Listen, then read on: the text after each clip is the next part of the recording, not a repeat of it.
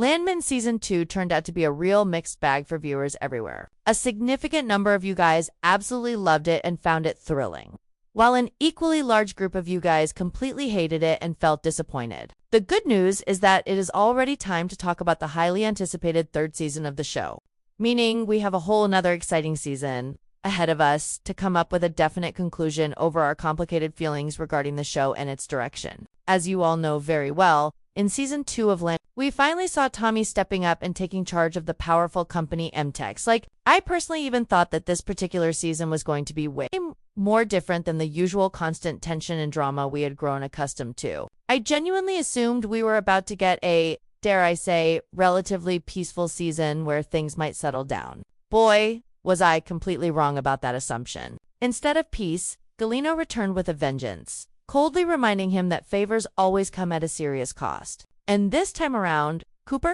Tommy's precious young son who meant everything to him, was the primary target, making all these already complex relationships deeply personal and emotionally charged in ways we hadn't seen before. So, Cooper's natural instinct for finding oil, which was supposedly a rare gift that should have saved them all and brought prosperity, became a dangerous liability instead. At home, in his personal life, Tommy struggled intensely to embrace his responsibilities of fatherhood and be the father Cooper needed. And at work in his professional life, leadership proved to be a huge challenge that tested him daily, as well as his romantic relationship with Cammy that grew increasingly complicated. And we all know exactly how it slowly fell down piece by piece until she ultimately fired him and took MTech completely into her own hands with an iron grip, which was probably inevitable, I suppose. Given all the circumstances, after all these dramatic events unfolded, I was genuinely expecting an explosive finale that would blow our minds too. But once again, I was proven wrong. In the beginning of the finale, we saw Tommy sitting quietly on the porch with his trusted friend, TL, and admitted honestly he already had a meeting scheduled with the major company Chevron that same afternoon. On paper, it definitely sounded like a clean escape and fresh start. But of course, Tommy knew much better from his years of experience. He said thoughtfully, "Finding another ship to jump on ain't the problem at all. I'm not sure I want to jump on somebody else's ship anymore. And please correct me if I am missing something important here." But to me personally, this was the very first time he fully acknowledged out loud that the real issue was the lack of ownership. He didn't want to spend the rest of his entire life building someone else's empire and making other people rich. And you know what? I think we can all learn one or two valuable lessons from that honest realization. Nate floated the reasonable idea of talking to Cammy directly and getting Tommy reinstated at MEX with his former position. Tommy shut it down immediately, without hesitation. His sharp mind had already moved on to other possibilities. Instead of dwelling on the past, he asked Nate to find a creative way to void the binding contract tied to Cooper's valuable oil rigs and free them from obligations.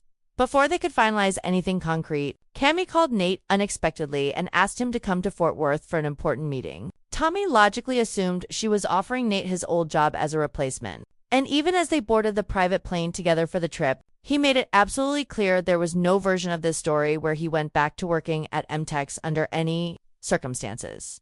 While all of this was unfolding in the foreground, Galeno and Bella watched carefully from a safe distance. They discussed seriously what Tommy losing his powerful job meant for the delicate balance of power in their world. Bella decided strategically to meet Angela for lunch at a nice restaurant, promising Galeno beforehand she wouldn't reveal anything specific about their secret plans. What she did reveal was just enough to create worry. She told Angela casually that Tommy had lost his job recently and watched the panic wash over her worried face. Angela called Tommy immediately in distress and he tried his best to steady her nerves, telling her reassuringly this wasn't like the terrible 2008 financial crisis, that he had a solid plan in place and that she needed to trust him completely. If the finale proved anything at all, it was that Tommy is at his core a fundamentally lonely man, despite being surrounded by people. At the same time, in a parallel storyline, Cooper and Ariana were still dealing with the traumatic aftermath of Ariana's brutal assault. Cooper had nearly beaten her attacker to death while trying desperately to protect her safety. Ariana didn't want to go to the police initially, but Cooper convinced her firmly it mattered for justice. At the police station, Ariana gave her a detailed statement bravely and stood frozen while uniformed officers photographed her visible bruises as evidence. Cooper, however, was treated very differently by authorities. Detectives focused intensely on the fact that he had punched the attacker exactly 17 times, suggesting strongly that what started as Legitimate self-defense crossed into something else entirely more violent. The tense situation escalated dramatically when Barney arrived at the station and revealed the shocking news that the attacker had died on the way to the hospital. Ariana immediately called Rebecca for legal help. Rebecca shut down the interrogation professionally, alerted Tommy to the crisis, and made it crystal clear Cooper could be charged with serious murder. As if that wasn't enough stress, Tommy narrowly avoided a dangerous car crash shortly after receiving the news. Everything hit him at once emotionally, and it felt absolutely relentless. Rebecca went straight for the legal points that would cause the most pressure on the police. She threatened aggressive lawsuits, public exposure, and professional ruin, as any good experienced lawyer would do. She argued convincingly that any jury would side with Ariana after seeing graphic evidence of her assault. She brought up Detective Miller's controversial past, including a shooting where he fired 11 times into a man armed with only a pipe wrench. Quietly, it emerged that Cooper had been targeted because the dead man was a pipeline supplier with connections. In the end, the police backed off completely and Cooper was released without charges. Meanwhile, in Fort Worth, Nate met with Cammy for their important discussion. She offered him Tommy's old job with full authority. Instead of accepting, Nate resigned on the spot. He revealed that Monty had always intended to sell MTEX eventually and walked away, leaving Cammy isolated and alone. The episode never showed her reaction directly, but the heavy silence spoke volumes about her shock. Tommy's meeting with Chevron went nowhere productive, as I am sure none of us got surprised by that outcome. Bob Nolly's refused to touch Cooper's fields due to significant legal risk. He offered Tommy a comfortable vice president role if he cut all ties with Mex permanently. Tommy turned it down flat. Stability wasn't enough anymore for his ambitions. That difficult decision led him back to Galeno, which is the absolute least place we would like to see Tommy end up. Tommy proposed honoring the original deal tied to Cooper's land while keeping Mex out entirely by forming a completely new company. Galeno agreed to the terms and wrote an $18 million check right there.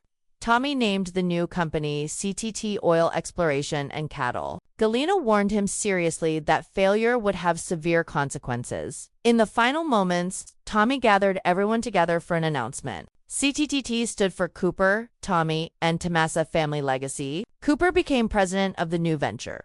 Tommy took senior vice president. TL oversaw all drilling operations. Nate handled finances and accounting. Rebecca became crew and chief counsel with dual roles. Ariana became office manager.